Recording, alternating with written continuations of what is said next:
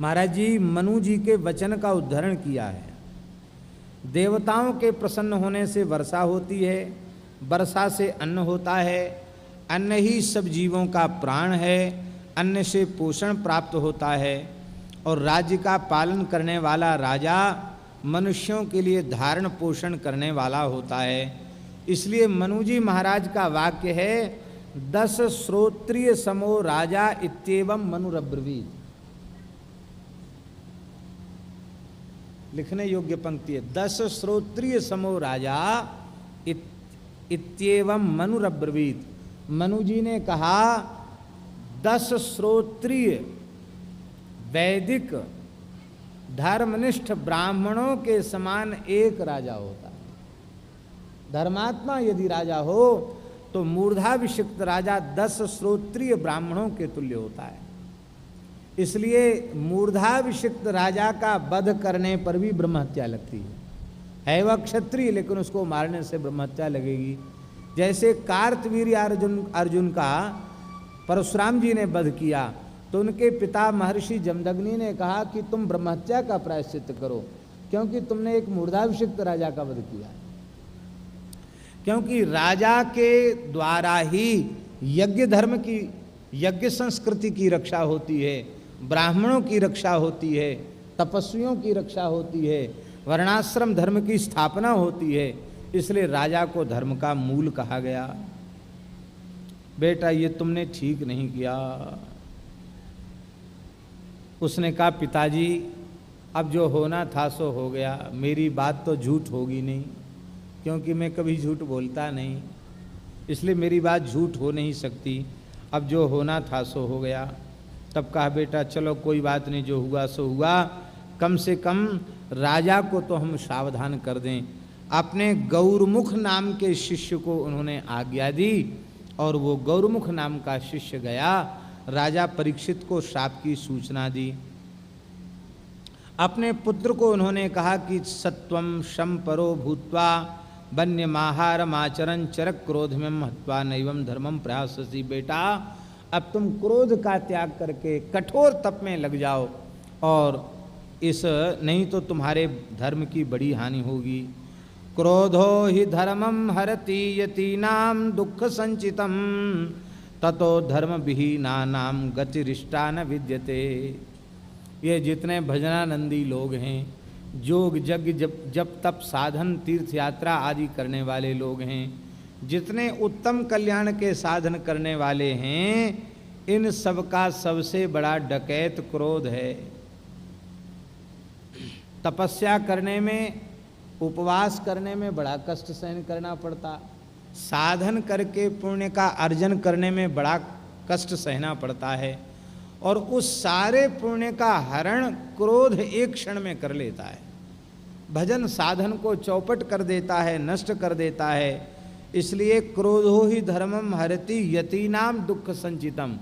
इन यतियों का, विरक्तों का, संतों का सारा धर्म कर्म पुण्य उसको चोरी क्रोध ही कर लेता है। और जब धर्म, सारे धर्म कर्म की चोरी क्रोध कर लेता है तो वह साधक धर्म विहीन हो जाता है। क्रोधी मनुष्य धर्म विहीन हो जाता है, फिर उसकी अधोगति हो जाती है। इसलिए क्रोध करने वाला दूसरे का बुरा नहीं करता, क्रोध करने वाला पहले अपना बुरा करता है। क्रोध ही सारी तपस्या को नष्ट करने वाला है।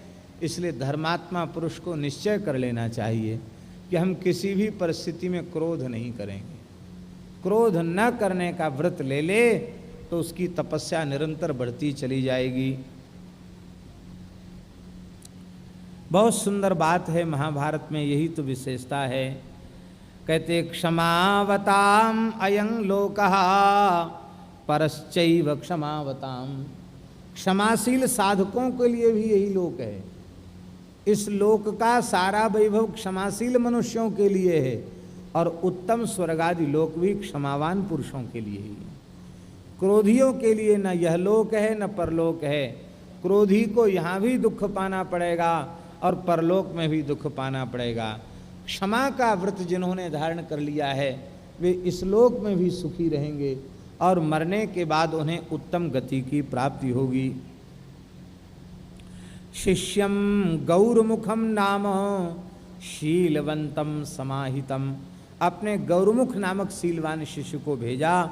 और जैसे ही उस शिष्य ने जाकर के बताया कि तक्षकः सप्तरात्रेण मृत्युस्तव भविष्यति, 7 रात्रि में तक्षक तुम्हारा दंशन करेगा और तुम्हारी मृत्यु हो जाएगी, 7 दिन की ही तुम्हारी आयु है, तुम अपनी रक्षा का विधान कर लो। यह कह करके गौरमुख चला गया। और महाराज जी यहाँ लिखा है कि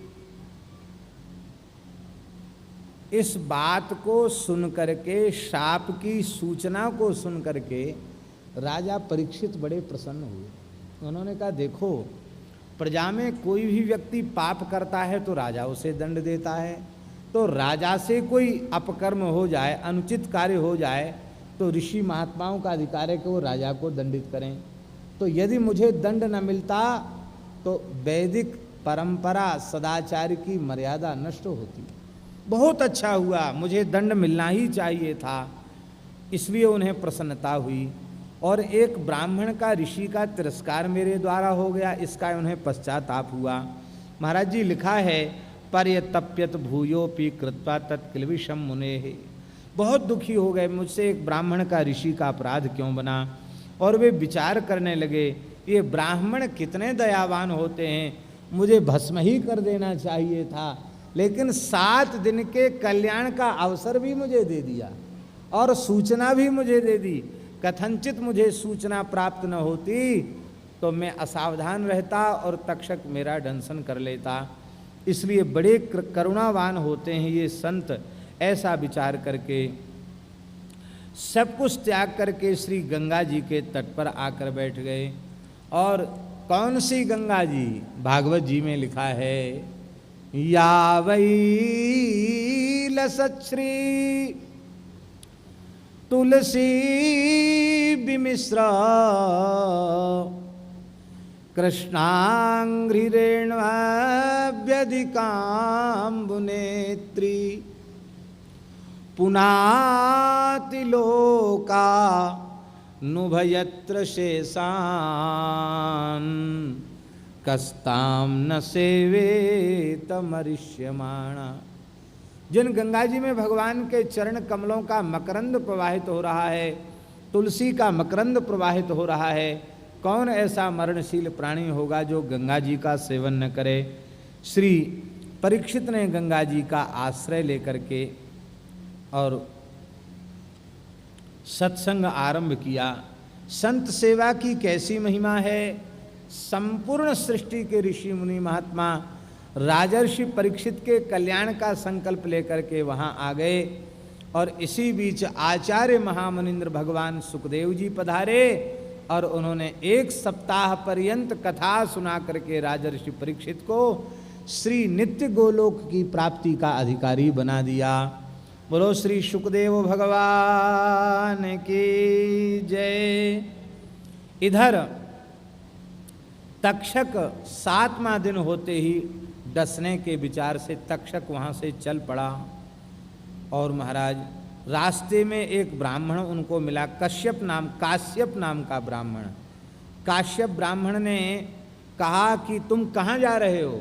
ब्राह्मण से पूछा तुम कहाँ जा रहे हो। तक्षक ने बोला राजा परीक्षित को तक्षक नाग डसेगा, वो डस के चला जाएगा, उस मरे हुए राजा को मैं मंत्र शक्ति से जीवित करूँगा, बहुत दक्षिणा मुझे मिलेगी, मैं दरिद्र ब्राह्मण हूँ, बहुत गरीबी है।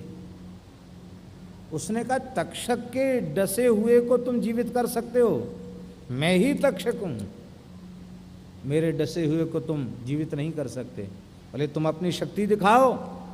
एक बड़ा विशाल बट का वृक्ष था। ये सुखतीर्थ जाते हैं ना मुजफ्फरनगर से, तो एक गांव पड़ता है मोरना, मोरना गांव पड़ता है। यहीं से तक्षक ने काश्यप ब्राह्मण को मोड़ दिया था, वापस लौटा दिया था, इसलिए उस जगह का नाम मोरना हो गया। आज भी इतिहास है। तो महाराज तक्षक ने उस विशाल बट वृक्ष को डसा। जैसे ही डसा इतनी भयंकर विष की ज्वाला कि वह तक्षक के डसने से वह जो वृक्ष था वह जल करके भस्म हो गया। उस वृक्ष के ऊपर एक लकड़हारा लकड़ी काट रहा था, वो भी भस्म हो गया।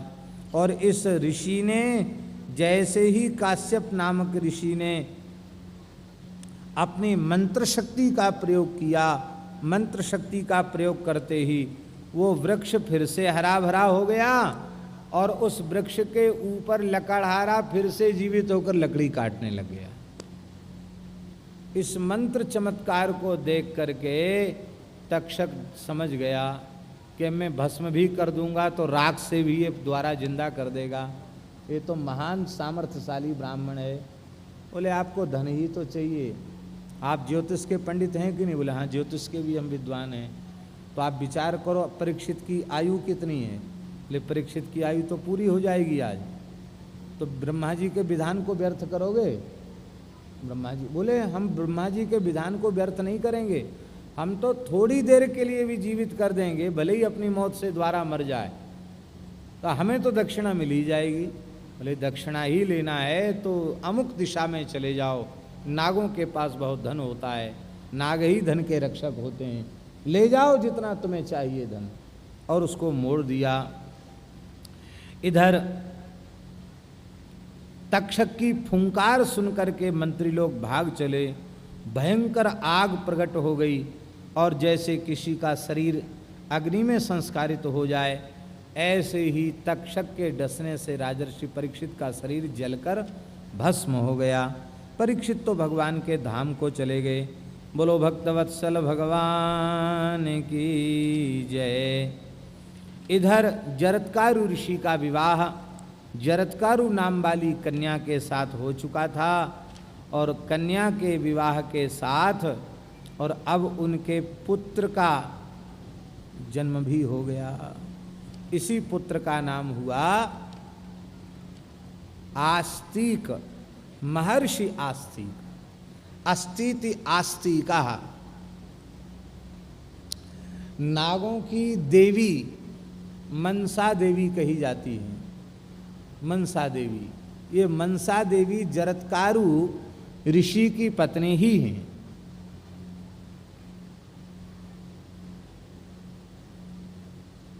इनका नाम जरत्कारु भी है। हरिद्वार में भी हम लोग जाते हैं तो दो देवियां हैं, एक मनसा देवी एक चंडी देवी।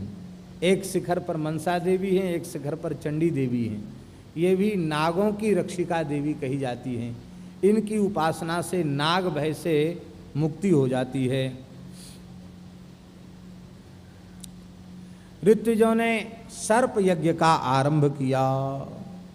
इस संकल्प को लेकर के सर्प यज्ञ का आरंभ किया कि संपूर्ण नागों को अब जलाकर भस्म करना है। अब तो महाराज यज्ञशाला तैयार हो गई और सब यज्ञ में महाराज जी ऋत्विजों को जैसा यज्ञ होता उसके अनुरूप वेशभूषा भी धारण करनी पड़ती है। जैसे मारण यज्ञ होता है तो उसमें सब लाल लाल कपड़े पहन करके बैठते हैं। पलाश के फूल, नमक और सरसों का तेल, इसको मिला करके शाकिले में तब स्वाहा स्वाहा किया जाता मारण के लिए। अलग अलग प्रकार के प्रयोग हैं शास्त्रों में। यहाँ ये सर्पों के मारण का प्रयोग था, इसलिए सभी ब्राह्मण काला काला कपड़ा पहन करके बैठे। ध्यान दें, ब्राह्मणों को काला कपड़ा पहनना अति निषिद्ध है। काला वस्त्र धारण नहीं करना। कहाँ तक कहें, काला धागा भी कंठ में नहीं पहनना चाहिए उनको। काली वस्तु धारण करना ब्राह्मणों के लिए अति निषिद्ध है, किंतु अभिचार यज्ञ में काला कपड़ा पहना जाता है तो वो काला पहनते हैं लोग। वैसे काला पहनना निषिद्ध है। माताओं को काला वस्त्र पहनना अति निषिद्ध है। माताओं को भी नहीं पहनना चाहिए, काला कपड़ा नहीं पहनना चाहिए।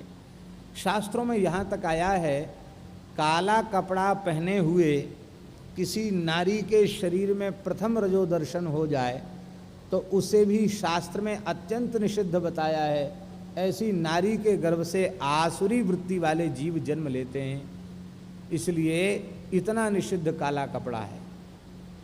और एक ऐसा भी समुदाय है जहाँ काला कपड़ा ही पहना जाता है, विशेषकर स्त्रियां काला कपड़ा ही पहनती हैं। ठीक है, उनकी अपनी परंपरा है, लेकिन हमारे सनातन धर्म के अनुरूप यह निषिद्ध है। इसलिए भारतीय वैदिक सनातन संस्कृति को मानने वाले स्त्री अथवा पुरुषों को कभी काला कपड़ा नहीं पहनना चाहिए। अब तो महाराज फैशन चल गया काले कपड़े का।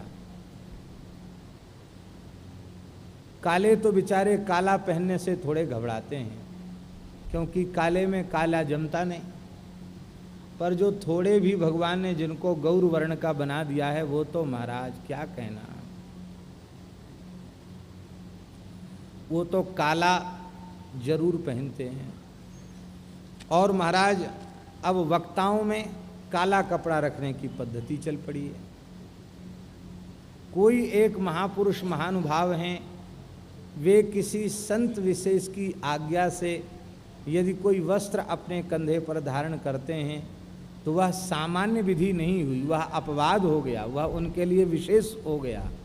किंतु सामान्य ने किसी को भी काला कपड़ा कंधे पर डाले हुए देख करके हम भी नकलची बन जाएं, हम भी काला कपड़ा कंधे पर डालें, ये उचित नहीं है। काला कपड़ा निषिद्ध है, नहीं पहनना चाहिए, लिखा है महाराज जी महाभारत में, वो अपने मन से नहीं बोल रहे हैं। तो उस अविचार यज्ञ में उन ऋत्विजों ने यज्ञ आरंभ किया और उस यज्ञ में महाराज भयंकर सर्पों का हवन होने लग गया। प्रावृत्य कृष्णवासांसी धूम संरक्त लोचना जहरु मंत्र जुहुबुर मंत्र वच्चैव समिद्धम जात वेदसम। प्रज्वलित अग्नि में काला काला कपड़ा पहन करके ऋत्विज लोग स्वाहाकार का प्रयोग करने लगे और बड़े बड़े भयंकर नाग जल करके भस्म होने लग गए। उस समय सर्पों का नाम ले ले करके वे ब्राह्मण आहुति दे रहे थे और भयंकर सर्प हाहाकार करते हुए आकाश मार्ग से आते और विशाल अग्नि के कुंड में जल करके टपाटप गिरते भस्म हो जाते। उनकी पूंछ और श्वास लेने से धिरकती हुई अग्नि में चट चट का शब्द होता। सफ़ेद काले नीले बूढ़े बच्चे सब प्रकार के सर्प चीत्कार करते हुए विवश होकर आग में गिर रहे थे। कितने बड़े बड़े सर्प थे, बोले क्रोश योजन मात्रा ही गोकर्ण से प्रमाणतः पत्यंत श्रम बेगे नव बन्ना भग्नि बताम्बरो। कहते कोई सर्प तो 1 कोस लंबे थे, कोई 4 कोस लंबे थे, किन्हीं की लंबाई केवल गाय के कान के बराबर थी। इस प्रकार से छोटे बड़े सब तरह के सर्प आकर के भस्म होने लग गए। लाखों करोड़ों अरबों खरबों सर्प भस्म हो गए। इतने सर्प आकर के भस्म हो गए। किन्हीं सर्पों की आकृति घोड़े के समान थी, कुछ की हाथी के सूंड के समान आकृति थी, किसने ही मतवाल गजराजों को भी मात करने वाले सर्प थे। वे सब के सब नष्ट हो गए। इतने भयंकर सर्प नष्ट हो गए थे अपनी माता के साप से पीड़ित होकर। जो आँखों से किसी को देख दें तो उनकी आँखों में विस्था व्यक्ति भस्म हो जाए, वे सर्प भी जल करके अग्नि में भस्म होने लगे। अब तो तक्षक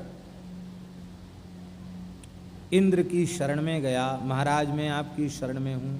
इंद्र के सिंहासन से लिपट गया और बासुकी नाग अपनी बहन जरत्कारु के निकट गया। बोले बहन जी, इसीलिए ब्याह किया था आपका महर्षि जरत्कारु के साथ कि हम लोगों का वंश बच जाए, अब हमारी रक्षा करो। तब माता जरत्कारु ने अपने पुत्र आस्तिक को जन्मेजय के यज्ञ में भेजा। महाराज जन्मेजय के यज्ञ में वह पहुंच गए।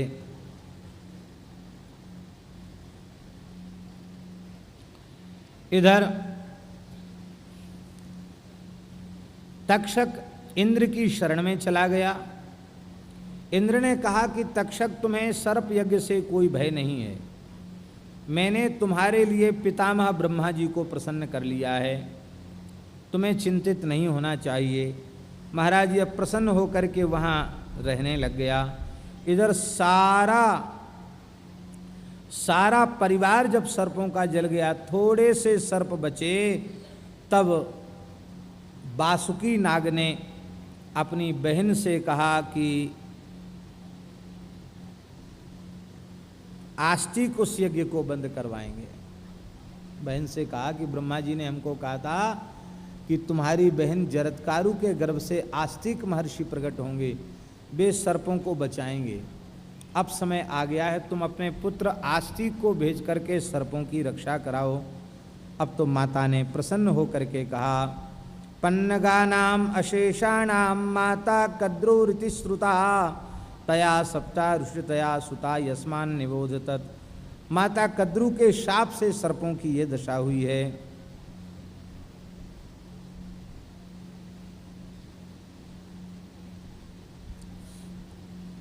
शाप का कारण क्या था?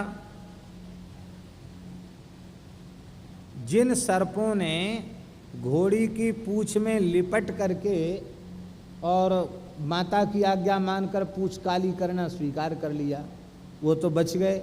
जिन्होंने नहीं माना उनको शाप दे दिया कि तुम सब जन्मेजय के यज्ञ में जल जाओगे, अग्नि में तुमको जलना पड़ेगा, शापाग्नि में जल जाओगे। ये महाराज कारण हुआ था। तो अब कृपा करके इनको बचाओ। तो उस समय अमृत मंथन का कार्य होने पर देवताओं की शरण में गए और देवताओं ने कहा था कि नागराज वासुकी हैं, ये अपनी जाति बिरादरी को बचाना चाहते हैं। तब श्री ब्रह्मा जी ने कहा था इनकी बहन जरत्कारु, उसका विवाह महर्षि जरत्कारु के साथ होगा। आस्तिक मुनि प्रकट होंगे और वे आस्तिक मुनि सर्पों को भय से छुड़ाएंगे। अब वह समय आ गया, तुम चले जाओ।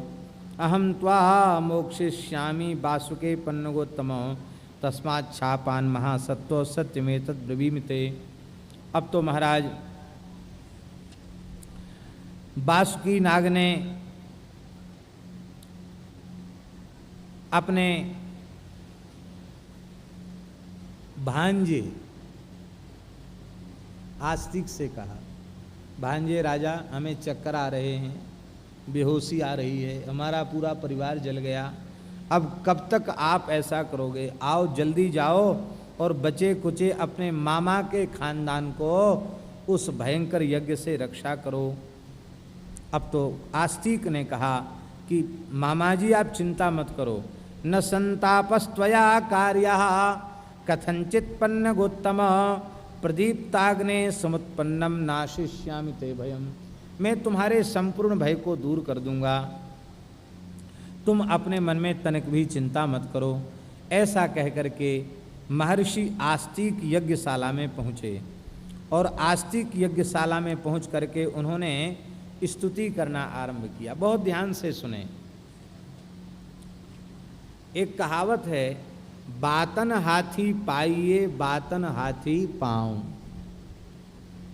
बातन हाथी पाइए बातन हाथी पाँव। बात बनाना आ जाए तो राजा प्रसन्न हो जाएगा, हाथी दे देगा, और बात बिगड़ जाए, बात बनाना ना आवे तो जो राजा प्रसन्न होकर हाथी देता है वही हाथी के पैर के नीचे कुचलवा देगा, कुचलवा दो इसको, ये ठीक से नहीं बोलता। हमारे ब्रजमंडल में एक महान सिद्ध संत थे वृंदावन में, पूज्य श्री मोटे गणेश जी वाले महाराज जी, जो भगवत प्राप्त महापुरुष थे, पूज्य पंडित श्री दुर्गा प्रसाद जी महाराज। हमने अनेकों बार उनका दर्शन किया। हमारे परमहंसी उनके अनन्य साधक रहे हैं। वो कहते थे कि जिसको बात बनाना आ जाता है उस पर भगवान जल्दी प्रसन्न हो जाते हैं। बोलो वृंदावन बिहारी, उसको भगवान की प्राप्ति जल्दी हो जाती, बात बनाना आ जाए। आप लोग कहेंगे ये तो बहुत अच्छी बात है, तो बात बनाना तो तमाम लोग जानते, झूठ मूठ कुछ का कुछ बना देते हैं, वो बात बनाना नहीं है। प्रहलाद जी की स्तुति, ध्रुव जी की स्तुति, ब्रह्मा जी की स्तुति क्या है? बात बनाना ही तो है। बात को अच्छे ढंग से करना ही स्तुति है। स्तुति करना आ जाए, प्रार्थना, बात बनाना क्या है? आप बहुत अच्छे हैं, लेकिन आपकी अच्छाई को बढ़िया ढंग से प्रस्तुत करना हमें आ जाए, आप प्रसन्न हो जाएंगे। तो ऐसे ही भगवान के प्रभाव, स्वभाव, गुण, उनकी करुणा, उनकी दया, उनकी क्षमा, उनका वर्णन करना जिसे आ जाए, मान लो उसे बात बनाना आ गया। ये कथा कहना क्या, ये भी बात बनाना है। बढ़िया से प्रस्तुत कर दो विषय को तो बात बनाना आ गया। बात बनाना आ जाएगा तो भगवान जल्दी मिल जाएंगे। पूज्य मोटे गणेश जी वाले महाराज जी कहते थे। तो आस्तिक ने जाकर सीधे वहां नहीं कहा कहे बंद करो यज्ञ, मैं नागों का भांजा हूं, अपने मामा के वंश को जलते हुए नहीं देख सकता, ये नहीं कहा।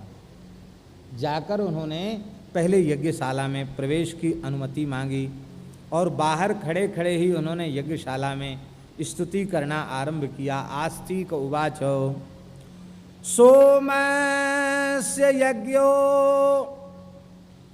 वरुणस्य यज्ञः प्रजापतेर्यज्ञ आसीत् प्रयागे तथा यज्ञोऽयं तव भारताग्र्य पारीक्षितस्वस्ति नोस्तु प्रियेभ्यः। आस्तिक महर्षि ने कहा, हे भरतवंशियों में शिरमौर जन्मेजय, हे परीक्षित नंदन जन्मेजय, चंद्रमा का जैसा यज्ञ हुआ था, वरुण ने जैसा यज्ञ किया था, तीर्थराज प्रयाग में श्री ब्रह्मा जी ने जैसा यज्ञ किया था, वैसा ही यज्ञ आपका हो रहा है। उत्तम गुणों से युक्त यज्ञ हो रहा है। हमारे प्रियजनों का कल्याण हो। अपरीक्षित स्वस्ति नोस्तु प्रियेभ्यः, हमारे अस्माकं नः प्रियेभ्यः स्वस्ति स्वस्त्यस्तु, हमारे जो प्रिय परिजन हैं उनका कल्याण हो, ये कहा। और कहा कि हे भरतकुल के शिरोमणि, इंद्र के यज्ञों की संख्या 100 बताई है। महाराज पुरु आपके पूर्वज थे, उनके यज्ञों की संख्या भी 100, लेकिन तुम्हारा यज्ञ उन सब यज्ञों से श्रेष्ठ शोभा पा रहा है। उन सब इंद्र और पुरु उनके यज्ञों के समान तुम्हारा यज्ञ शोभा पा रहा है। हमारे प्रियजनों का कल्याण हो। हे जन्मेजय, यमराज का यज्ञ, हरिमेधा का यज्ञ, रंतदेव का यज्ञ जैसा श्रेष्ठ था, वैसा यज्ञ यह तुम्हारा श्रेष्ठ है। पारीक्षित स्वस्ति नोस्तु प्रियेभ्यः, हे परीक्षित, हमारे प्रियजनों का कल्याण हो। जैसे गय का यज्ञ हुआ, जैसे शशबिंदु का यज्ञ हुआ, जैसे राजाधिराज कुबेर का यज्ञ हुआ, ऐसा ही यह तुम्हारा यज्ञ है। हमारे प्रियजनों का कल्याण हो। ऐसे कई श्लोक हैं, तमाम यज्ञकर्ताओं का स्मरण करके, और कहा उन सब के जैसा तुम्हारा यज्ञ हो रहा है।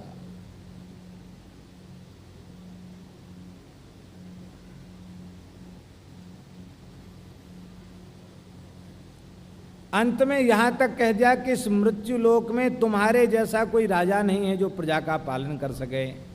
तुम्हारे धैर्य से मेरा मन प्रसन्न रहता है। तुम वरुण और धर्मराज और यम के समान प्रभावशाली हो। अब तो महाराज वे अत्यंत प्रसन्न हो गए राजा इस बात को सुनकर के। सदस्य ऋत्विग अग्निदेव सभी लोग प्रसन्न हो गए, क्योंकि उसने निंदा नहीं की, सबकी प्रशंसा की महर्षि आस्तिक ने। सब प्रसन्न हो गए। और जब प्रसन्न होकर के राजर्षि जन्मेजय ने कहा कि हे ब्राह्मणों, यह अवस्था में देखने में बालक है, लेकिन बातें वृद्धों की जैसी करता है। मैं इसे बालक नहीं वृद्ध मानता हूँ।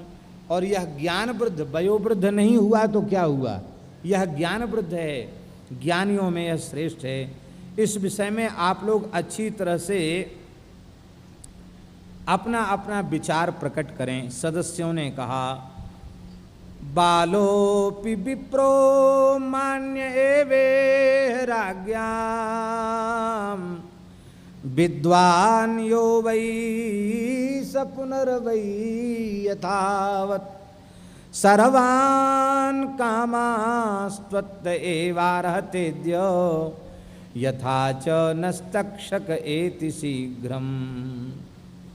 हे राजन, बड़े बड़े राजाओं को भी ब्राह्मण भले ही बालक ही क्यों न हो, फिर भी राजाओं का धर्म है ब्राह्मण का सत्कार करना।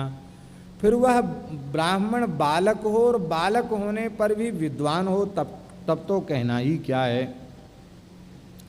ब्राह्मणों में जो ज्ञान में श्रेष्ठ होता है उसी को श्रेष्ठ माना जाता है। क्षत्रियों में जो बल में श्रेष्ठ होता है उसी को श्रेष्ठ माना जाता है। वैश्यों में जो धन में अधिक होता उसी को श्रेष्ठ माना जाता है। और शूद्रों में जो आयु में अधिक होता है उसी को श्रेष्ठ माना जाता है। तो ब्राह्मणों में आयु की श्रेष्ठता नहीं है, ब्राह्मणों में ज्ञान की श्रेष्ठता है। इसलिए ज्ञानी होने के कारण तुम्हारे आदर का पात्र है। सबने समर्थन किया। तब जन्मेजय ने प्रसन्न होकर के कहा कि हे विप्रवर, तुम मुंह मांगा वर मांग लो।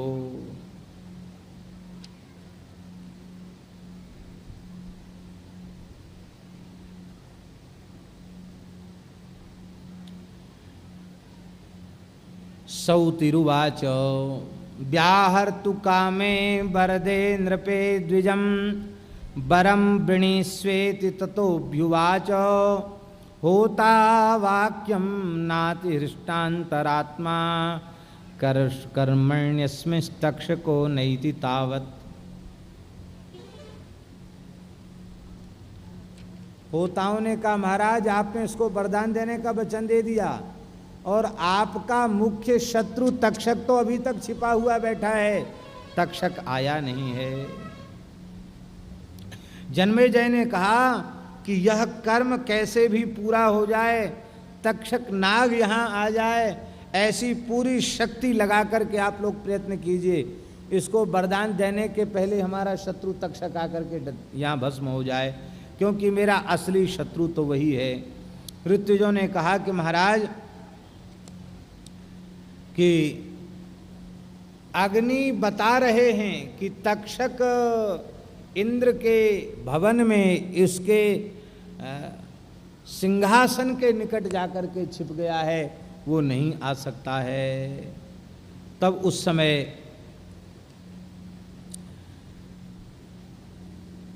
ऋत्विजों ने कहा कि इंद्र ने तक्षक को अभयदान दिया है। यह सुनकर के जन्मेजय क्रुद्ध हो गए और उन्होंने कहा इंद्रस्य भवने विप्रा यदि नागस्य तक्षकः तमिंद्रेणैव सहितं पातयध्वं विभावसौ। यदि इंद्र ने अभयदान दिया है तो इंद्रासन के सहित, इंद्र के सहित तक्षक नाग के को भस्म करने का आप लोग मंत्रोच्चारण कीजिए, आहुति दीजिए। जैसे ही महाराज ऋत्विजों ने निश्चय किया, उसी समय इंद्र के सहित, इंद्रासन के सहित तक्षक नाग आकाश में दिखाई पड़ने लग गया। और महाराज उस समय नाग बेचारा अब क्या करता। उस यज्ञ को देखते ही इंद्र भयभीत हो गए और तक्षक नाग को आकाश में ही छोड़कर अंतर्धान हो गए। समझ में आई? यह है देवताओं का अभयदान। इसलिए अभयदान भगवान ही दे सकते और कोई नहीं दे सकता। इसलिए भगवान को छोड़कर शरण में जाने योग्य कोई नहीं है। उस अग्नि कुंड को इंद्र ने देखा तो भाग गए। वो बोले ठीक है तुम मरो जलो, अब हमारी जहाँ तक ताकत थी वहाँ तक हमने सहायता कर दी। अब तक्षक नीचे मुंह ऊपर पूछ करके भय से कांप रहा था। और महाराज हित्वा तु तक्षकम त्रस्ता स्वमेव भवनम ययौ। इस समय ऋत्विज ने कहा महाराज यह यज्ञ कर्म विधिवत संपन्न हो रहा, क्योंकि तक्षक आ गया है। अब इस बीच में तुम इस ब्राह्मण को मनोरथ पूर्ति का वरदान दे सकते हो। अब तो महाराज जन्मेजय ने कहा कि ठीक है हे ब्राह्मण कुमार, तुम जो चाहते हो मैं वह तुम्हें अवश्य दे दूंगा। आस्तिक ने कहा वरं ददासि चेन्मह्यं वृणोमि जन्मेजय सत्रं ते विरमत्वे तन्न पतेयुरिहोरगा। यदि आप वरदान देना चाहते हैं तो आपका यज्ञ इसी समय समाप्त हो जाए। अब बचे कुचा कोई भी सर्प अग्नि में आकर के न जले, आपका यज्ञ यहीं बंद हो जाए। ऐसा कहते ही जन्मेजय खिन्न हो गए और उन्होंने कहा एवमस्तु, कमजोर स्वर में कह दिया एवमस्तु, क्योंकि मुख्य शत्रु तो बच ही गया। और इस तरह से देखिए, इसका तात्पर्य महाराज जी ये है कि जिन नागों को उनकी माता कद्रू का श्राप लगा था, वे नाग नहीं जले।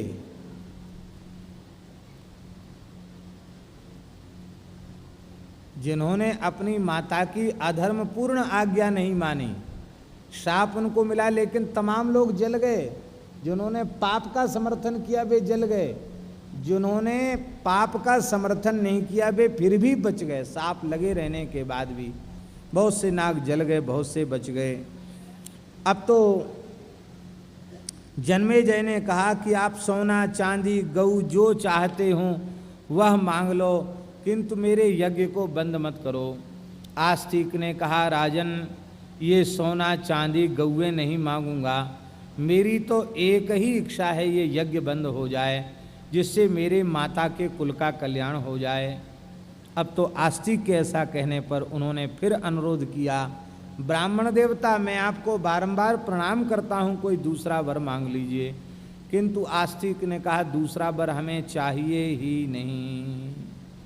अब तो सभी ब्राह्मणों ने कहा कि नहीं नहीं महाराज, या तो आप ब्राह्मण को कहते नहीं वर देने की बात, और यदि आपने वर देने की बात कह दी है तो आपको सत्य की रक्षा करनी चाहिए, आपको वर देना ही चाहिए। सब ब्राह्मणों ने कह दिया। तो महाराज जन्मेजय ने कहा ठीक है, अब हम सर्प यज्ञ को यहीं बंद कर देते हैं। इस सर्प यज्ञ में दग्ध हुए प्रधान प्रधान सर्पों के नामों का भी यहाँ वर्णन किया गया है और कहा इतने सर्प हैं कि हजारों सैकड़ों वर्षों तक नाम लिए जाएं तो पूरे नहीं हो सकते। प्रधान प्रधान उनकी जातियाँ कोटिस मानस पूर्ण शल पल हलीमक पिच्छल कौणप चक्र कालवेग प्रकालन हिरण्यबाहु शरण कक्षक कालदंतक आदि आदि बहुत से नाम लिए गए हैं। ये सब सर्प नष्ट हो गए हैं, यज्ञ की समाप्ति हो गई और तक्षक भय से मुक्त हो गया। और इधर श्री इंद्र के हाथ से छूटने पर तक्षक भय से थर्रा उठा था, गिरना ही चाहता था। उस समय आस्तिक ने कहा, आस्तिक ने कहा ठहर जा। आस्तिकस्तिष्ठ तिष्ठिति वाचस्त्रिस्य व्युदयरेन, 3 बार का ठहर जा। इतना कहते ही वो तक्षक आकाश में ही स्थित हो गया और इसके बाद वह वहाँ से चला गया। आस्तिक कहते इस यज्ञ कर्म समाप्त हो गया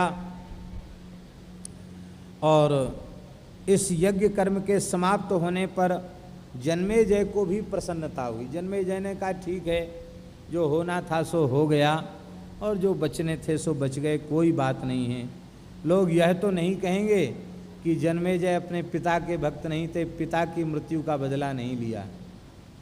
क्षत्रिय प्रतिशोध रखता है तो हमने क्षत्रिय धर्म का पालन किया, ठीक हुआ, जो हुआ सो ठीक हुआ, ऐसा कहकर उन्होंने अपने मन में संतोष किया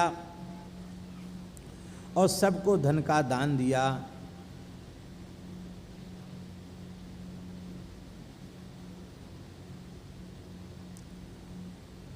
लोहिताक्ष सूत तथा शिल्पी को, जिसने यज्ञ के पहले ही बता दिया था कि सर्प सत्र में ये सर्प यज्ञ पूर्ण नहीं होगा, इसको एक ब्राह्मण निमित्त बनेगा इसको बंद करवाने का, और आज वह वाक्य सत्य हो गया।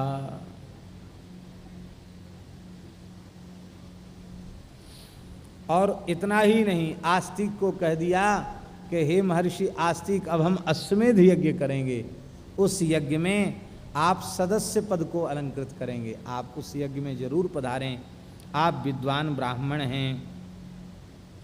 उस समय महाराज बचे हुए सर्प शत्रु से, जो सर्प यज्ञ से बचे हुए नाग थे, वो सब उपस्थित हुए उपस्थित होकर उन्होंने मुनि आस्तिक की स्तुति की और कहा, बेटा भांजा अपने मामा के कुल का तारक होता है, इसलिए मामाओं का भांजे पर सदा प्यार रहता है।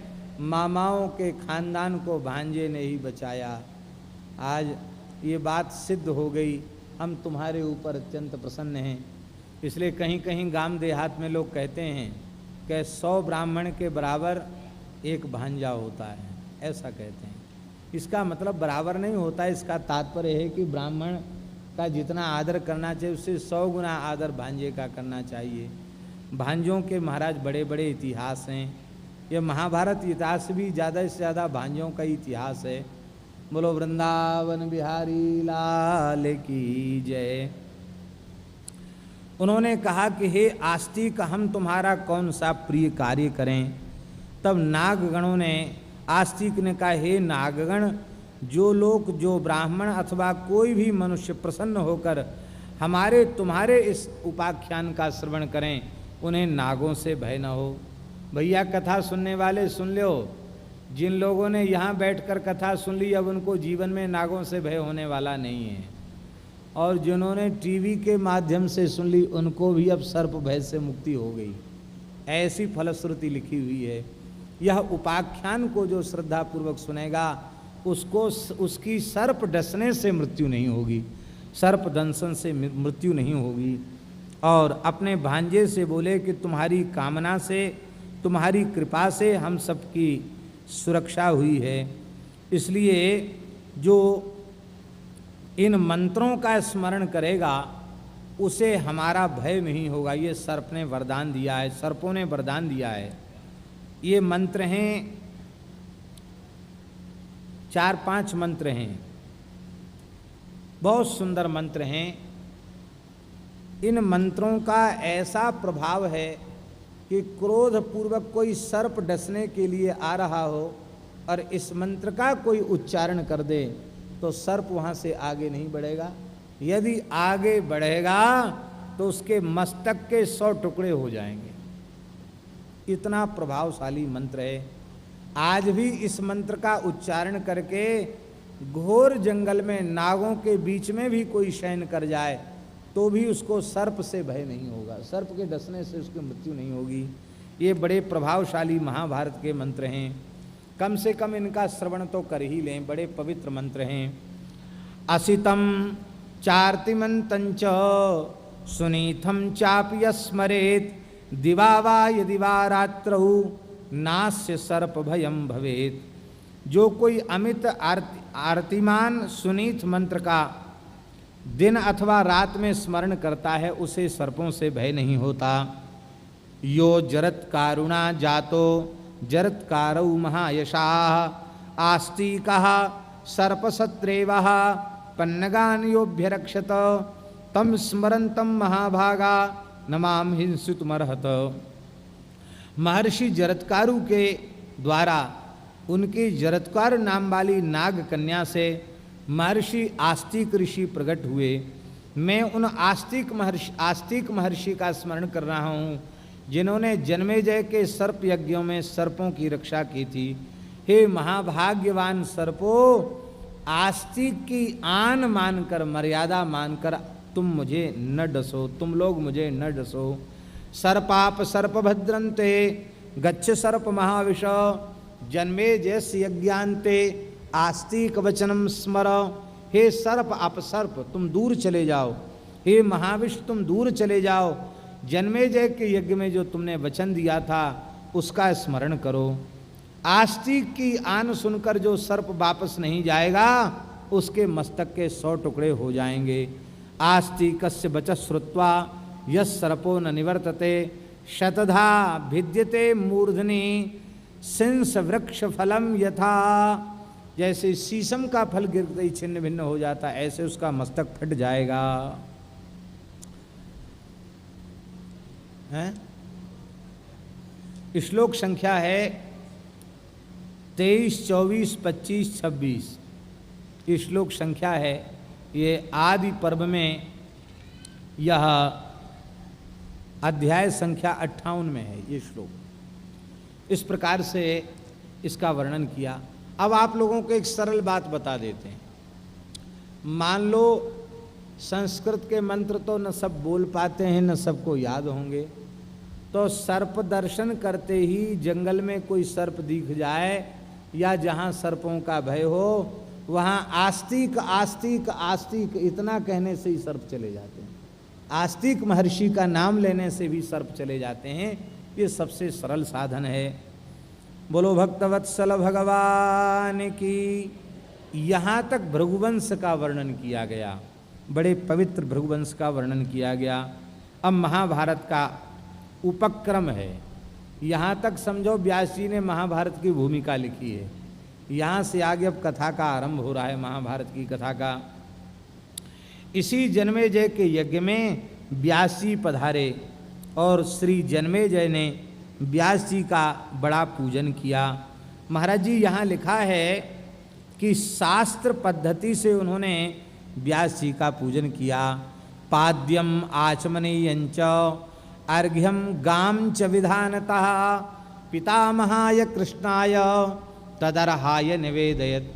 उन्होंने विधिवत श्री अपने पितामह श्री व्यास जी का पूजन करके, अपने पूर्वज महर्षि व्यास जी का पूजन करके और उनको अर्घपाद्य मधुपर्क निवेदित किया और सुंदर दूध वाली गाय भेंट की, विधि पूर्वक गोदान किया। हमारे यहाँ शास्त्रों में लिखा है कि अग्निहोत्री ब्राह्मण द्वार पर आवे तो उसको दक्षिणा के रूप में दूध वाली गाय अर्पित करना चाहिए। इस शास्त्र विधि का पालन किया।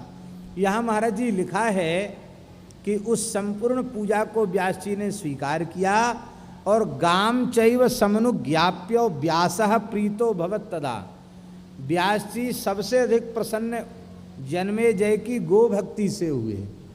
उन्होंने देखा कि विधिपूर्वक इसने गो गाय का दान किया है, इस बात से व्यास जी अत्यंत प्रसन्न हो गए। गौ के संबंध में अपना आदर व्यक्त करते हुए व्यास जी उस समय अत्यंत प्रसन्न हो गए और बैठकर उन्होंने कुशल मंगल पूछा।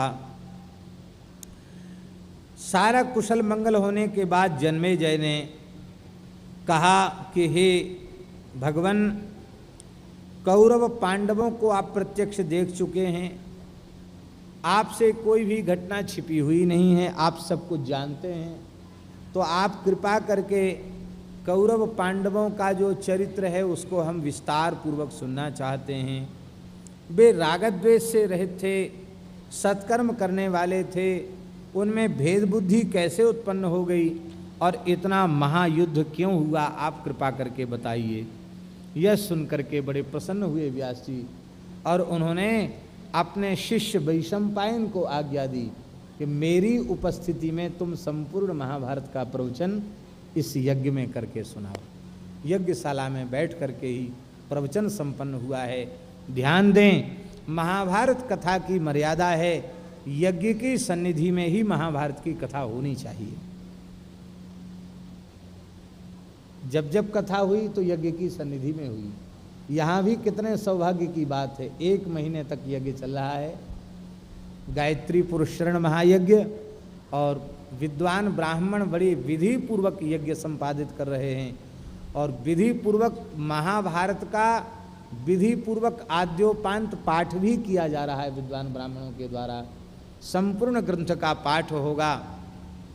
महाराज जी, इस आयोजन से सबसे बड़ा लाभ ये होगा कि आज जो समाज में जो भ्रम व्याप्त हो रहा है महाभारत की कथा के प्रति, महाभारत ग्रंथ घर में रखने के प्रति, उस भ्रम की निवृत्ति हो जाएगी और लोगों को सनातन धर्म के स्वरूप का विस्तृत ज्ञान होगा। बहुत बड़ा सारे समाज का हित होगा महाभारत की कथा से। इसलिए ये भगवान के संकल्प से, भगवान की कृपा से ही ये मंगलमय विधान बना है। बोलो भक्तवत्सल भगवान की जय। श्री वैशंपायन जी महाराज ने अपने गुरुदेव श्री व्यास भगवान की आज्ञा प्राप्त करके इस कथा का कहना आरंभ किया है। सूत रूप में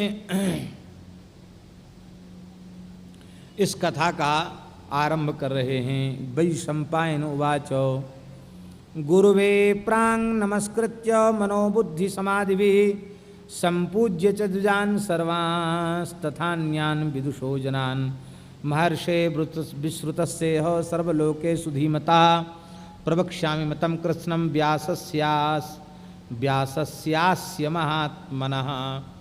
श्री गुरु व्यास जी को प्रणाम करके, मनवाणी क्रिया से भगवान व्यास को साष्टांग प्रणाम करके, सभी ब्राह्मणों को प्रणाम करके, सभी ऋषि मुनि महात्माओं को प्रणाम करके, और इस परम दिव्य उपाख्यान का मैं वर्णन कर रहा हूँ। कहते हैं कि कौरव पांडवों में जो फूट पड़ी, उस फूट का मूल कारण जुआ ही था। जुआ के कारण ही फूट पड़ी। ये जन्मेजय जी कह रहे हैं। वैसे कल आप लोग सुन चुके हैं कि व्यास जी ने कहा है महाभारत युद्ध की जड़ है अमनीषी धृतराष्ट्र। लेकिन यहाँ वैशम पायन जी थोड़ा और स्थूल बात कह रहे हैं। वे कह रहे हैं कि इतने बड़े परिवार का झगड़ा जुए के कारण हुआ। इसलिए धर्मात्मा सज्जन पुरुषों का कर्तव्य है किसी भी स्थिति में जुआ खेलने का समर्थन नहीं करना चाहिए। जुआ के व्यसन के कारण, खेल के कारण इतने बड़े धार्मिक परिवार का विघटन हुआ, द्वेष हुआ और अंत में रक्त की नदियां बह गईं। हजारों माताओं की गोद सूनी हो गई, हजारों वीर पत्नियों के सिंदूर उजड़ गए और महाराज एक बड़ा भयंकर विप्लव हो गया। दोनों कथाएं महाभारत में। इतना बड़ा वंश और कितने राजवंश, उसके मूल में, विनाश के मूल में है जुआ। और 56 करोड़ यदुवंशियों के विनाश के मूल में है व्यसन। मेरे नामक मधु का उन्होंने पान किया और उसी से वे सब नष्ट हो गए। इसलिए भैया महाभारत की कथा के माध्यम से आप लोग यह पक्का निश्चय कर लें कि हम आजन्म कभी जुआ नहीं खेलेंगे, आजीवन कभी मद्यपान नहीं करेंगे, आजीवन कभी किसी प्राणी की हिंसा नहीं करेंगे, और आजीवन जो है परस्त्री गमन नहीं करेंगे, और आजीवन पाप की कमाई नहीं करेंगे। ये 5 दोष महाभारत के अनुसार यदि किसी ने त्याग दिए तो उसे कलयुग से डरने की आवश्यकता नहीं। वो कलयुग में जन्म लेकर भी सतयुग में है। ये दोष कितने भयंकर हैं और बड़े दुख की बात है। इसमें ये दोष ही बहुत अधिक बढ़ रहे हैं। अन्यथा नहीं मानना, सभ्य परिवारों का फैशन बन गया है मद्यपान, मांस भक्षण। जगन्नाथपुरी से हम लोग कलकत्ता जा रहे थे ट्रेन में बैठ करके।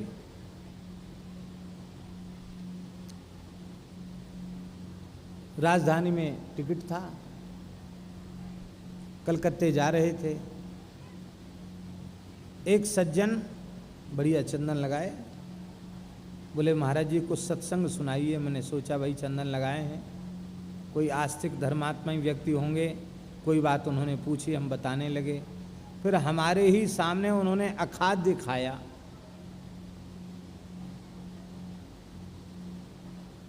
पढ़े लिखे लोग उसको नॉन वेज कहते हैं।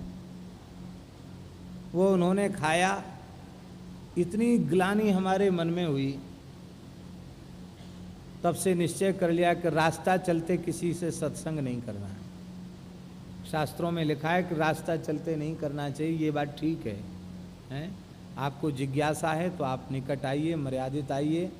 आप सुनने योग्य हैं भी कि नहीं तब आपको सुनाई जाए। इतनी देर भगवान की चर्चा सुनाई और उसका इतना भी तुम्हें असर नहीं, सामने बैठ के खाने लग गए। तो खाना पीना फैशन हो गया। उसके कारण समाज में कितनी भयंकर घटनाएं घट रही हैं। हम आपसे कह रहे हैं, हमारी बात शायद हो सकता सबकी समझ में ना आए, लेकिन आप लोग समझने की कोशिश कीजिए। आज भारत जैसे पवित्र देश में जो भयंकर शर्मनाक घटनाएं घट रही हैं, जिनके सामने सारा समाज लज्जित है, और लोग कह रहे हैं कि बलात्कारियों को कठोर से कठोर दंड देना चाहिए। हम भी इसके समर्थक हैं, लेकिन हम यह घोषणा कर रहे हैं मंच से, प्राण दंड से भी भयंकर कोई दंड होता हो, उस दंड की भी व्यवस्था कर दी जाए तो भी ऐसी घटनाएं रुकने वाली नहीं है। आप कहते हैं आपने ऐसा कैसे कह दिया? अरे भाई, हम ऐसे कह रहे हैं, मनुष्य जब काम के वासना के आवेग में होता है तो उसे दंड का भी भय नहीं रह जाता है। कामातुराणाम न भयम न लज्जा, शास्त्रों में लिखा है कामातुर व्यक्ति को न भय होता है न उसको लज्जा होती है। उस समय तो वो आवेश में चाहे जो कुछ कर लेता है, बाद में जो होना हो सो भले ही मर जाए, उसके लिए जीवन का महत्व ही क्या है। इसलिए सारे समाज को यह विचार करना पड़ेगा, इन भयंकर लज्जाजनक घटनाओं की जड़ क्या है। और इसकी जड़ है अशुद्ध खान पान। मद्य पिएगा, मांस खाएगा, अश्लील सिनेमा देखेगा, सत्संग का वातावरण मिलेगा नहीं तो क्या स्थिति होगी।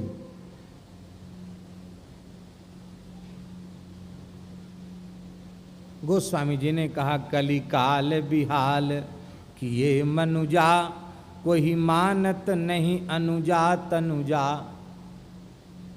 अनुजा और तनुजा न बहन को मान रहे हैं न बेटी को मान रहे हैं, ऐसी घटनाएं घट रही हैं। उसका कारण क्या है? इसलिए भैया, भारत सरकार का कर्तव्य है कि वह प्राणियों की निरीह हिंसा पर प्रतिबंध लगावे, गोवध को अविलंब समाप्त करे और मद्य मांस इसके आहार से बचने के लिए समाज को जागृत करे और ऐसे कानून बनाए कि भारत के निवासियों का आहार शुद्ध हो, विचार शुद्ध हो। इन नग्न तस्वीरों पर, अश्लील सिनेमाओं पर तत्काल रोक लगाए। और आज महाराज, ये जो भयंकर भयंकर ये कंप्यूटर का दुरुपयोग हो रहा है, फेसबुक को जाने कौन कौन से क्या क्या ऊटपटांग तरीके के काम हैं, वो सब हो रहे हैं और उसमें युवक युवतियों का चरित्र निरंतर पतन की ओर अग्रसर हो रहा है। जब तक मूल में इलाज नहीं होगा तब तक समस्या का समाधान कैसे होगा। ब्रह्मचर्येण भाव्यम, ये पढ़ाई होनी चाहिए हमारे विद्यालयों में हैं, और इनको अश्लील पढ़ाई पढ़ाने की, यौन शिक्षा देने का विचार किया जा रहा है। ये भारतवर्ष के लिए कितने दुर्भाग्य की बात है। अभी किसी एक लेखक ने एक लेख लिखा था, उसने कहा था, यद्यपि उस लेखक ने कहा कि मेरा विचार है समाज को इस पर चिंतन करना चाहिए। उसने कहा, महाराज 16 वर्ष की आयु अधिकतम कन्याओं के विवाह की निश्चित हो जानी चाहिए और 18 वर्ष की आयु पुरुषों के विवाह की निश्चित हो जाना चाहिए, क्योंकि सारी भयंकर घटनाएं 16, 18 से 20 के बीच में ही होती हैं। अब विचार कीजिए, सह शिक्षा हो रही है, एक ही विद्यालय में घर से बाहर युवक युवतियां पढ़ रहे हैं, 25 साल का हो गया, 30 साल का हो गया, कहते अभी तो हमारा बच्चा ही है, छोटा है, टावर है, बच्चा है, छोटा ही, अभी क्या है, अभी तो ये बच्ची ही है। ऐसी अवस्था में, इतनी लंबी आयु तक, युवावस्था में उनका चरित्र, खान पान भी विकृत बना रहे, सत्संग भी प्राप्त हो नहीं, विचार भी उनके शुद्ध न हो, तो आप विचार करें आचरण कैसे पवित्र रह सकते हैं। ऐसी स्थिति में आचरण कभी पवित्र नहीं रह सकते। इसलिए सारे समाज को, इस देश को चरित्रवान बनाने के लिए कृत संकल्पित होना चाहिए। सह शिक्षा का कार्य बिल्कुल बंद कर देना चाहिए। कन्याओं का विद्यालय अलग हो, बालकों का विद्यालय अलग हो, और माता पिताओं का कर्तव्य है कि वह अपनी कन्याओं के चरित्र की रक्षा पर विशेष ध्यान दें। पवित्र राष्ट्र का निर्माण नारी ही करती है। महात्मा, शूरवीर, दानशील, धर्मात्मा पुरुष, राष्ट्र भक्त पुरुष न आकाश से बरसते हैं, न धरती फोड़ के निकलते हैं किसी न किसी माता के गर्भ से ही जन्म लेते हैं, और वह किसी न किसी पवित्र माता के गर्भ से जन्म लेते हैं। इसलिए नारी पवित्र रहेगी तो राष्ट्र पवित्र रहेगा, समाज पवित्र रहेगा, उत्तम राष्ट्र का निर्माण होगा। इसके ऊपर सारे समाज को ध्यान देना चाहिए।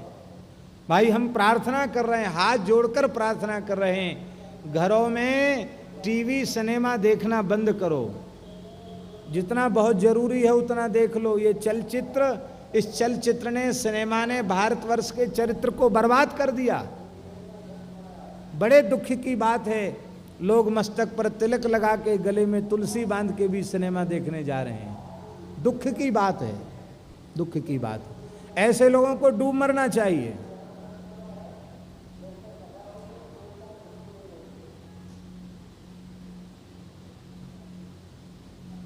बुरा नहीं मानना,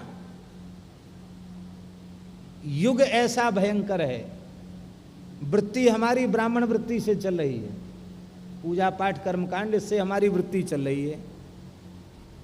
और संस्कार कैसे हो रहे हैं? वृंदावन में देखो, अयोध्या में देखो, बनारस में देखो, प्रयाग में देखो, संस्कृत पढ़ने वाले विद्यार्थी चुस्त जीन्स का पैंट, चमड़े का बेल्ट, सूट बूट धारण करके तब वे सिनेमा देखने जाते हैं। पैसे की व्यवस्था कहाँ से होती है? गणेशाम्बिकाभ्याम नमः गंधाक्षत पुष्पाणि समर्पयामि, इसी से होती है व्यवस्था। पूजा पाठ से ही व्यवस्था होती है। ये देव द्रव्य है, देवता की उपासना से प्राप्त द्रव्य है। ब्राह्मण यदि इसका अनुचित कार्य में उपयोग करता है तो उसे भी अधःपतन की ओर जाना पड़ेगा, उसका दुष्परिणाम उसकी संतान को भोगना पड़ेगा। इसलिए हमारी प्रार्थना है, ब्राह्मण जो आध्यात्मिक क्षेत्र से जुड़े हैं, पूजा पाठ पौरोहित्य और कर्मकांड से जुड़े हुए हैं, वे ऐसे पवित्र आत्मा हों, वे ऋषि हों। दुनिया में कहीं चले जाएं, अपने आचरण, अपना व्यवहार, अपनी सभ्यता, अपने संस्कार, उनमें इतनी निष्ठा हो कि हम मृत्यु को वर्ण करें लेकिन अपने संस्कारों से समझौता न करें। ऐसा होना चाहिए। ऐसा हो जाए तब क्या कहना, समाज की दिशा बदल जाए। आज हम लोग कहते हैं महाराज क्या करें, ब्राह्मणों का अनादर हो रहा है, ब्राह्मणों में श्रद्धा नहीं है। ठीक है, नहीं है श्रद्धा, तब हम अपने आप से पूछें, हम श्रद्धा योग आचरण कर रहे हैं क्या?